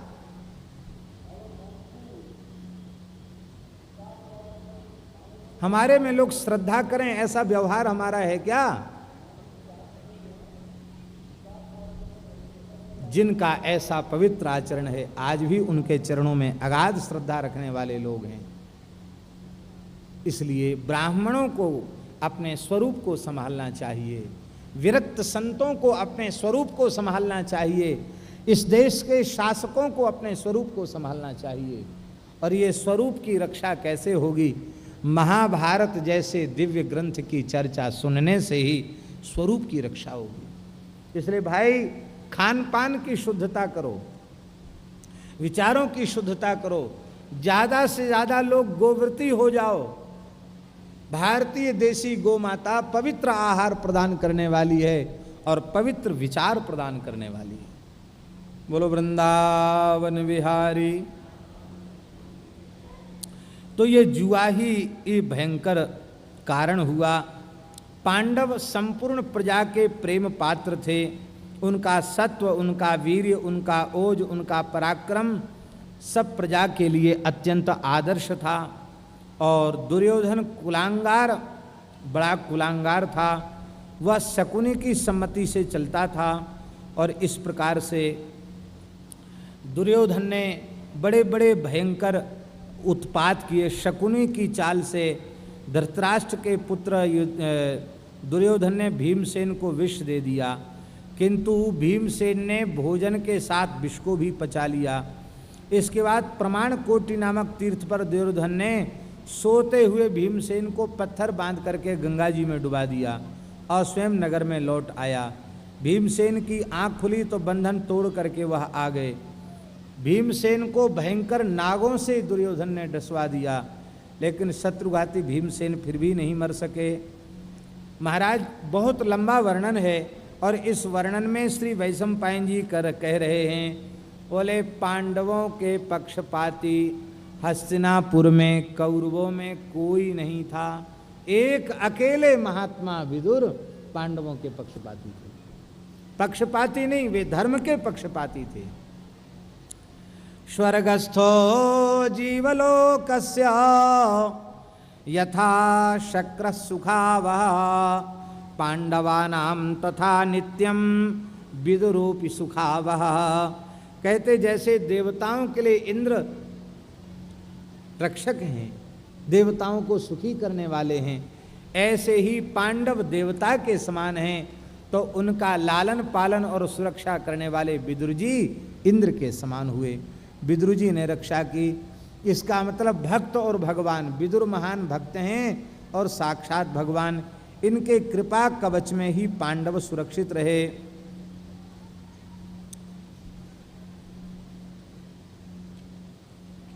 लाक्षागृह में जलाकर भस्म किया गया, वहां से भी पांडव बच निकले और इस तरह से पांडवों ने संपूर्ण वनवास की अवधि पूर्ण की। लाक्षागृह से भी वे बच निकले, एक चक्रा नगरी में पहुँचे और एक बक दैत्य को भी भीमसेन ने समाप्त कर दिया। स्वयंवर में द्रौपदी को प्राप्त किया, राजसूय यज्ञ करके सारी धरती पर विजय प्राप्त की, संपूर्ण पृथ्वी पर वैभव प्राप्त किया। और इसके बाद महाराज फिर जुआ खेला गया और उस जुए में द्रौपदी को अपमानित किया गया। फिर पुनः जुआ खेला गया और पांडवों को 12 वर्ष का वनवास और 1 वर्ष का अज्ञातवास दिया गया। पांडव 1 वर्ष का अज्ञातवास पूर्ण करके आए, अब उनका राज्य उन्हें मिल जाना चाहिए था, लेकिन जब उनका राज्य उन्हें नहीं मिला तो फिर युद्ध हुआ। और इसके मूल में वैशंपायन जी कहते इतना बड़ा जो महाभारत है इसकी जड़ है जुआ, इसलिए जुआ से बचना चाहिए, जूत क्रीड़ा नहीं करनी चाहिए। महाभारत की महिमा ध्यान से श्रवण करें। इदं सहस्रम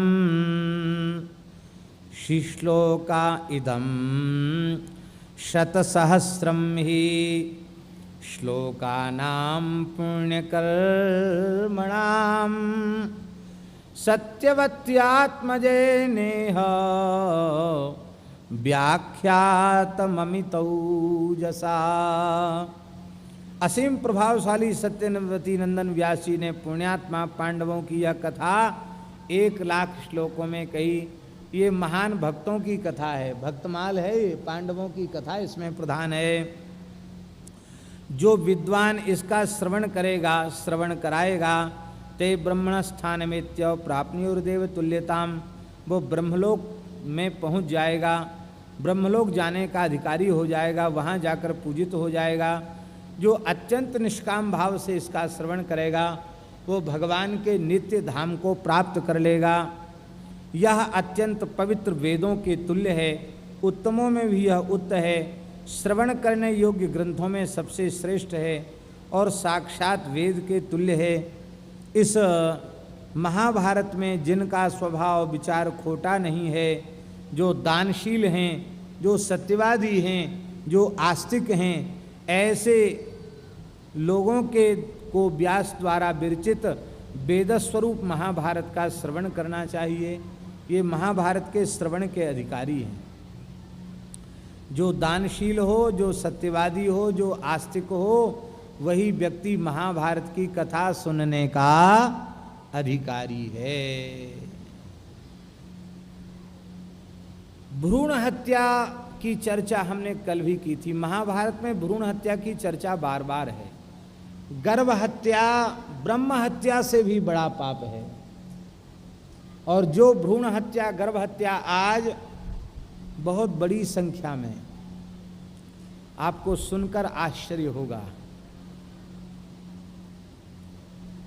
कम से कम 1 करोड़ गर्भ नष्ट हो रहे हैं हर वर्ष। 1 करोड़ गर्भों की हत्या हो रही है। ये तो प्रत्यक्ष मानव हत्या है, जीव हत्या है। इतनी भयंकर पाप का काम हो रहा है। कथनचित किसी के द्वारा जाने अनजाने भ्रूण हत्या जैसा पाप हो गया हो तो वह श्रद्धा पूर्वक महाभारत की कथा सुने और यह निश्चय कर ले कि जीवन में फिर उस पाप को दोबारा नहीं करेंगे, तो वह पाप उसका नष्ट हो जाएगा। भ्रूण हत्या कृतम पापी पापम जहिया दशन स्वयं इतिहास में श्रुत्वा पुरुषोपि सुधारणः मुच्यते सर्व पापेभ्यो राहुणा चंद्रमा यथा जयो नामे इतिहासोयम सोतव्यो विजिगीषुणा। ये जय नाम वाला इतिहास संपूर्ण पापों को नष्ट करने वाला है। कहते विजय की कामना से पुरुष को इसको अवश्य सुनना चाहिए। जो इसको सुनता उसकी निश्चय विजय होती है, कामादि विकारों पर विजय होती है और संसार में किसी प्रकरण में वह विजय चाहता है तो उस प्रकरण में भी उसकी विजय हो जाती है। कहते यह सबसे श्रेष्ठ धर्मशास्त्र है, धर्मशास्त्रों में सबसे श्रेष्ठ धर्मशास्त्र है, अर्थशास्त्रों में सबसे श्रेष्ठ अर्थशास्त्र है और मोक्ष शास्त्रों में यह सबसे श्रेष्ठ मोक्ष शास्त्र है। धर्मशास्त्रमिदं पुण्यम अर्थशास्त्रमिदं परम मोक्षशास्त्रमिदं पुण्यम व्यासेनामित बुद्धिना। इस संपूर्ण महाभारत में महाभारत को जो श्रवण करता है उसकी बड़ी कीर्ति होती है, उसका वंश उसकी वंश वृद्धि होती है, उसे विपुल वंश की प्राप्ति होती है, लोक में वह अत्यंत पूजनीय होता है। जो ब्राह्मण ब्रह्मचर्य व्रत का पालन करते हुए चातुर्मास्य के समय 4 महीने इसका पारायण करता है, पाठ करता है, वह संपूर्ण पापों से मुक्त हो जाता है। वैशंपायन जी कह रहे हैं हर मनुष्य को चातुर्मास्य करना चाहिए और चातुर्मास्य के समय महाभारत का विद्वान ब्राह्मणों को मूल पारण करना चाहिए और उसी की कथा कहनी चाहिए। ये महाभारत में लिखा है 4 महीना महाभारत की कथा हर साल, साल में 8 महीना और सब कथा कहो, 4 महीना केवल महाभारत की कथा कहो, ये बात लिखी है। चतुरो वार्षिकान मासान सर्व पापै प्रमुच्यते विज्ञेयस्य च वेदानां पारगो भारतम पठन। कहते जो महाभारत को पाठ कर लेता है उसने संपूर्ण वेदों का पारायण कर लिया और वह वेदों का पारंगत विद्वान हो जाता है। महाभारत साक्षात पंचम वेद है, इसको पढ़ने वाला पारंगत विद्वान वेदों का हो जाता है।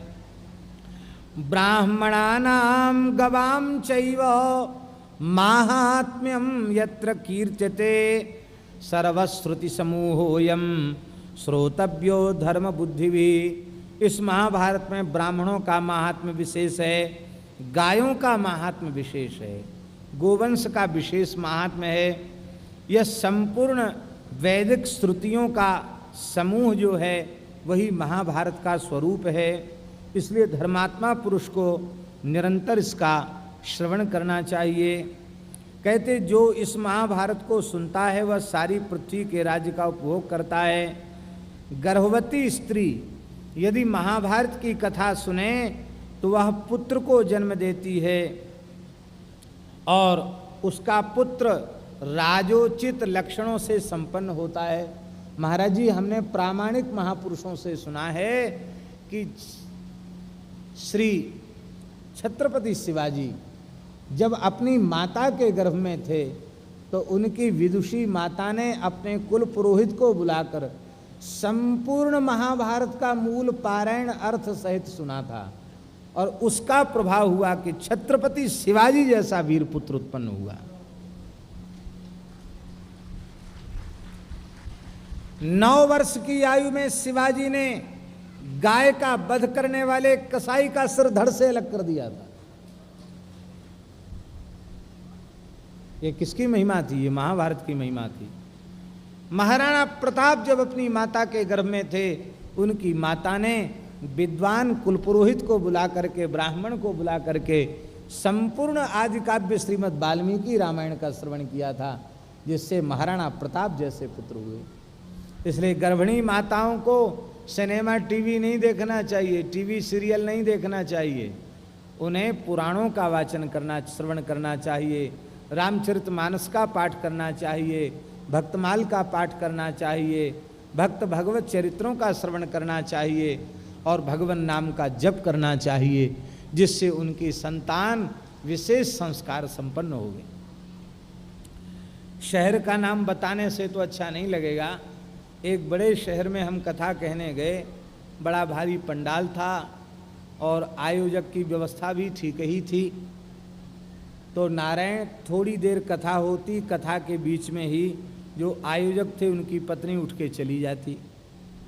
उनके घर में ही हम रुके थे, तो हमने पूछा, माताजी क्या बात है, आप बीच में उठ के चली जाती, क्या कथा अच्छी नहीं लगती? बोले महाराज, और मैं आपसे झूठ बोलूँगी तो मुझे पाप लगेगा, झूठ तो आपसे बोल नहीं सकती। थोड़ी देर कथा सुनती हूँ, उसके बाद टीवी में सीरियल का समय हो जाता है। कोई सीरियल बताया, मैं तो भूल गया। बोले वो सीरियल इतना बढ़िया है महाराज जी, आपको क्या बताएं, जैसी उसका टाइम होता मुझे सीरियल की याद आ जाती है, तो मैं फिर चली आती हूँ, वहीं बैठती हूँ। ओ माइक तो लगा ही हुआ है, आवाज़ यहाँ तक आती रहती है, कोई बात नहीं है, मैं तो सीरियल देखने चली आती। मन ही मन हमने कहा, धन्य है माताजी, इतना बड़ा खर्च हो रहा हो, तुम टीवी का सीरियल देख रही हो, तब तो बढ़िया सत्संग का प्रभाव तुम्हारे ऊपर होगा। नारायण, ऐसी जहाँ बात होगी वहाँ पवित्र संतान कहाँ से होगी? इसलिए ये लिखा हुआ, गर्भिणी माता इसको सुने तो वह वीर पुत्र को, धर्मात्मा पुत्र को जन्म देगी, उसका पुत्र राजा के समान गुणों से संपन्न होगा। कुमारी कन्या इसको सुने तो उसका विवाह उत्तम वर से हो जाएगा। व्यापारी वैश्य यदि इसको सुने तो उसकी व्यापारिक यात्रा सफल हो जाएगी, उसके व्यवसाय में घाटा नहीं होगा। शूरवीर यदि इसको सुने तो युद्ध में उसकी कभी पराजय नहीं होगी। तब सुनना किससे चाहिए? बोले आस्तिकान श्रावे नित्यम ब्राह्मणान अनुसूयनासूयकान। कहते हैं आस्तिक और दुष्दृष्टि से रहित जो ब्राह्मण हैं, उन ब्राह्मणों को नित्य इसका श्रवण कराना चाहिए। इसका मतलब है महाभारत इतिहास ग्रंथ होने पर भी ब्राह्मण जो आस्तिक हैं, धर्मात्मा हैं, उन्हीं के मुख से महाभारत सुनना चाहिए। क्योंकि महाभारत में कई प्रकरण ऐसे गंभीर हैं कि उनको सामान्य व्यक्ति स्वयं पढ़ेगा तो हो सकता है उसको वो कुछ भ्रमित हो जाए, लेकिन किसी विद्वान की वाणी से श्रवण करेगा तो उसको पूरा पूरा समाधान बना रहेगा। इसलिए ब्राह्मणेतर के मुख से न सुने, ब्राह्मण के मुख से ही विधिवत महाभारत का श्रवण करना चाहिए। ब्राह्मणात् श्रवणम राजन विशेषेण विधीयते। ब्राह्मण से श्रवण करना चाहिए, उसको परम गति की प्राप्ति होती है। चाहे एक श्लोक, आधा श्लोक, चौथाई श्लोक भी जो रोज पाठ करता है उसकी भी सद्गति हो जाती है। भारतानाम महज्जन्म महाभारतमुच्यते। बोले भरतवंशियों का जो दिव्य जन्म और कर्म है उसके कारण भी इसको महाभारत कहते हैं। यह भी महाभारत शब्द का एक अर्थ है। निरुक्तमस्यो वेद सर्व पाप ही प्रमुच्यते। ये महाभारत शब्द का अर्थ जो समझता है वह संपूर्ण पापों से मुक्त हो जाता है। श्राद्ध के समय कोई विद्वान ब्राह्मण महाभारत का एक अध्याय भी बाँच करके सुना दे तो पितरों की अक्षय तृप्ति हो जाती है। व्यास जी ने समाधि में स्थित होकर के कुशा की आसन पर बैठकर, कुश पवित्र पानी होकर के व्यास जी ने समाधि की अवस्था में इस ग्रंथ का प्रणयन किया और इस ग्रंथ को पूर्ण करने में व्यास जी को 3 वर्ष लग गए। त्रिभिर्वर्षै लब्ध कामः कृष्ण द्वैपायनो मुनि। 3 वर्षों में महाभारत ग्रंथ को उन्होंने पूर्ण किया और भीतर ही भीतर रच लिया और बाद में फिर गणेश जी को बुलाकर उसको लिपिबद्ध किया। ऐसा समझना चाहिए। राजसूय और अश्वमेध यज्ञ कलयुग में कठिन है, कोई कर नहीं सकता। न कराने वाले की पात्रता है न करने वाले यजमानों में पात्रता है, दोनों में पात्रता नहीं। इसलिए राजसूय, अश्वमेध, वाजपेय आदि यज्ञों को कलिवर्ज प्रकरण में माना गया है। कलयुग में इस प्रकार के उत्तम अधिकारी, आचार्य, ऋत्विक भी उपलब्ध नहीं होंगे और वैसे यजमान भी उपलब्ध नहीं होंगे। किंतु महाभारत को कोई श्रद्धापूर्वक श्रवण कर ले तो श्रवण श्राद्ध पुण्यशीला श्रावयश्चेदमद्भुतम नरफलम वाप्नोति राजसूयाश्वमेधयो हो। बोले जो मनुष्य श्रद्धापूर्वक सुनाता है अथवा जो सुनता है, सुनाने वाले को भी राजसूय अश्वमेध यज्ञ का फल प्राप्त हो जाता है और सुनने वाले को भी राजसूय अश्वमेध यज्ञ का फल प्राप्त हो जाता है। हमारे महाराज जी सुनाते थे कि जयपुर का संस्थापक महाराज जो जयसिंह थे, वे बड़े धर्मात्मा थे। महाराजा जयसिंह जिन्होंने जयपुर बसाया, उनका बड़ा मन हुआ कि जयपुर की स्थापना पर हम अश्वमेध यज्ञ करें। सभी ब्राह्मणों को बुलाया, बोले हम अश्वमेध यज्ञ करना चाहते हैं। आज के कोई होते तो स्वीकार भी कर लेते, हाँ महाराज पैसा खर्च करो हो जाएगा। नाम तो हम क्या लें, एक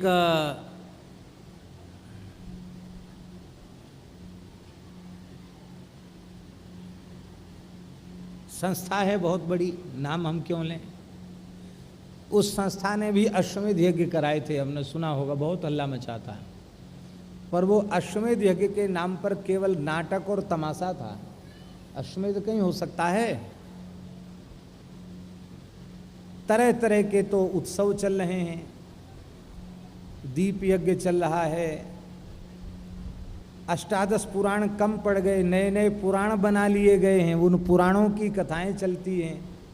सनातन धर्म का कैसा ह्रास हो रहा है, स्थिति देख करके चित्त में बड़ी पीड़ा होती है।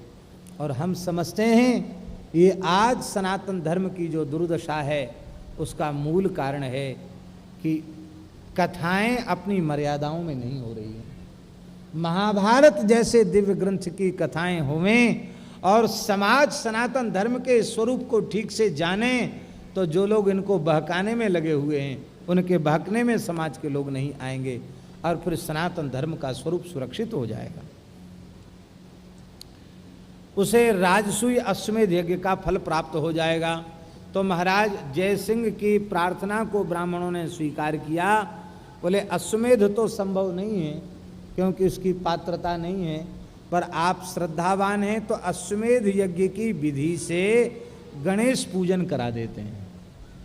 तो अश्वमेध यज्ञ की विधि से गणेश पूजन हुआ।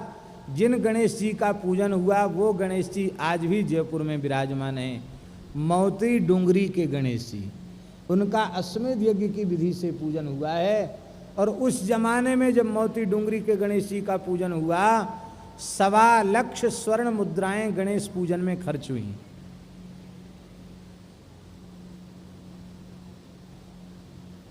महाराज जी उस जमाने की बात है जब जयसिंह ने अपनी प्रजा के एक व्यक्ति से पूछा, अपनी जनता के एक व्यक्ति से पूछा, कहो हमारे राज्य में सुखी तो हो। उस व्यक्ति ने कहा, गदहा बेचा गदहिया बेची, सिर पर धरी गठरिया, जयसिंह तेरे राज्य में तऊ न बंधो रुपैया। गधे पर जो सामान था, अनाज था, वो भी बेच दिया, गधी पर जो था वो भी बेच दिया, सिर पर गठरी में भर के रखा था वो भी बेच दिया, तो भी 1 रुपया नहीं मिला। इतना सस्ता जमाना था। और उस समय 1.25 लाख स्वर्ण मुद्रा खर्च हो गई। आप सोचो कौन कर सकता राजसूय अश्वमेध यज्ञ। और भैया 1 पैसा का खर्च नहीं है। महाभारत का पारायण कर लो, राजसूय अश्वमेध यज्ञ फल प्राप्त हो जाएगा। कथा कह दो तो प्राप्त हो जाएगा, कथा सुन लो तो प्राप्त हो जाएगा। ऐसी महिमा है। जैसे ऐश्वर्य पूर्ण समुद्र और सुमेरु पर्वत दोनों रत्नों की खान कहे गए हैं। यथा समुद्रो भगवान यथा मेरुर्महागिरिः उभौ ख्यातौ रत्ननिधि तथा भारत मुच्यते। इसी प्रकार से महाभारत कहा गया है। यह अत्यंत पवित्र महाभारत पवित्रों में भी पवित्र है और कर्ण सुख है, कर्ण कटु नहीं है, कर्ण को आनंद देने वाला है, पवित्र करने वाला है और शील गुण को प्रदान करने वाला है। महाभारत ग्रंथ को ब्राह्मण को दान करने का भी बड़ा महात्म्य लिखा है। संपूर्ण सप्तद्वीपवती पृथ्वी को धन धान्य से परिपूर्ण करके किसी ब्राह्मण को देवे, उसका जितना पुण्य है उतना पुण्य केवल महाभारत ग्रंथ का पूजन करके वेस्टन के सहित महाभारत ग्रंथ किसी ब्राह्मण को दे दे, उसका भी उतना ही पुण्य है। इतनी बड़ी महिमा है। या इदम भारतम राजन वाचकाय प्रेक्षति तेन सर्वा मही दत्ता भवेत सागर मेखला। सारी पृथ्वी का दान हो जाता है। त्रिभिर्वर्षै सदोत्थायी कृष्णद्वैपायनो मुनि महाभारतमाख्यानम कृतवानिदमद्भुतम। 3 वर्षों में व्यास जी ने इसको पूर्ण किया और इसके बाद गणेश जी ने इसको लिपिबद्ध किया। अब अंतिम बात कही जा रही है महाभारत के संबंध में।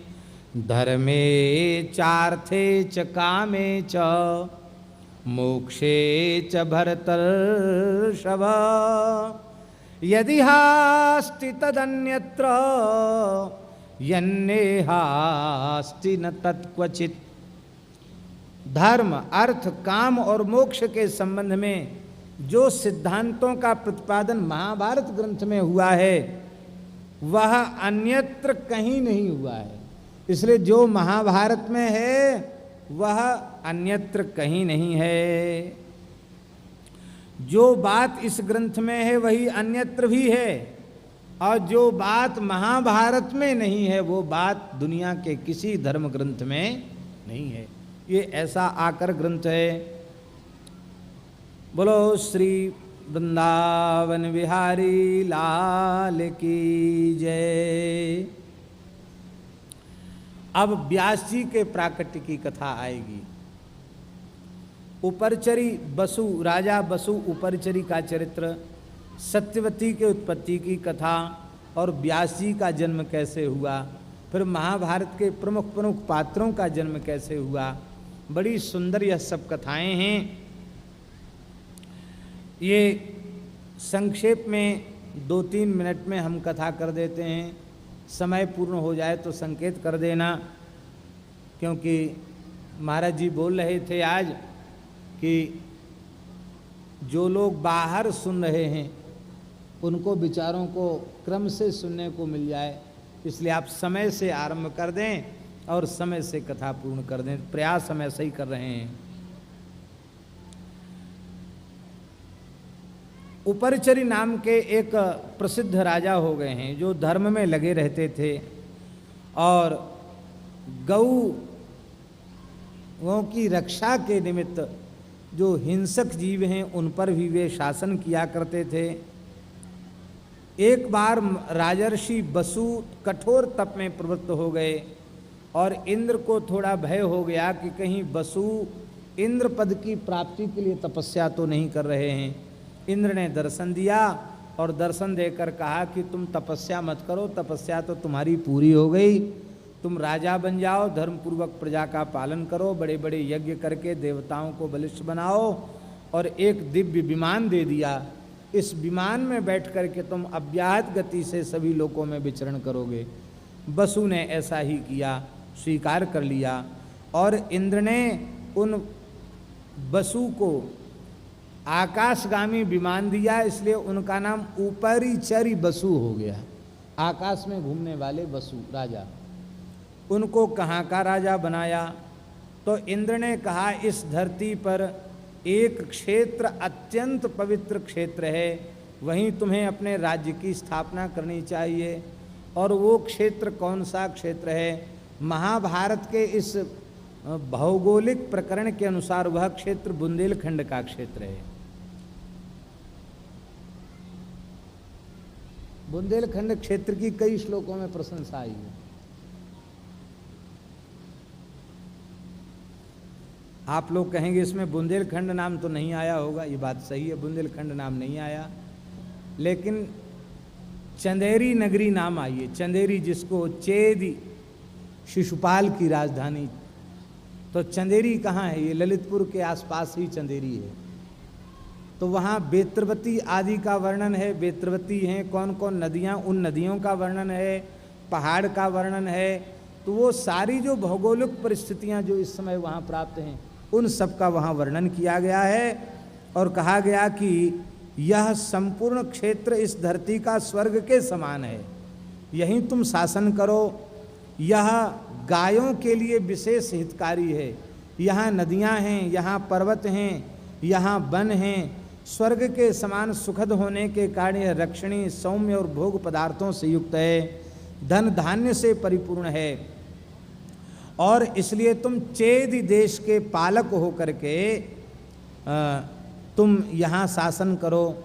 यहाँ के लोग हास परिहास में भी झूठ नहीं बोलते हैं, संतोषी हैं, धर्मशील हैं, और कहते महाराज गुरुजनों की सेवा करने वाले हैं, गौ माताओं की विशेष सेवा करने वाले हैं। ये गौ माताओं के और ब्राह्मणों के विशेष उपासक हैं। ऐसे चेद राज्य में तुम अपनी राजधानी स्थापित करके और यहाँ शासन करो। और यहीं से आगे भरत वंश की उत्पत्ति का क्रम शुरू हुआ है। इस कथा को हम कल कहेंगे, क्योंकि घड़ी संकेत कर रही है कि समय पूर्ण होने वाला है। श्री वृंदावन बिहारी लाल की गोविंद जय जय गोपाल जय जय गोविंद जय जय गोपाल जय जय राधा रमण हरि गोविंद जय जय राधा रमण हरि गोविंद जय जय श्री राधा रमण हरि गोविंद जय जय श्री राधा रमण हरि गोविंद जय जय गोविंद जय जय गोपाल जय जय गोविंद जय जय गोपाल जय जय राधा रमण हरि गोविंद जय जय श्री राधा रमण हरि गोविंद जय श्री वृंदावन बिहारी लाल की जय।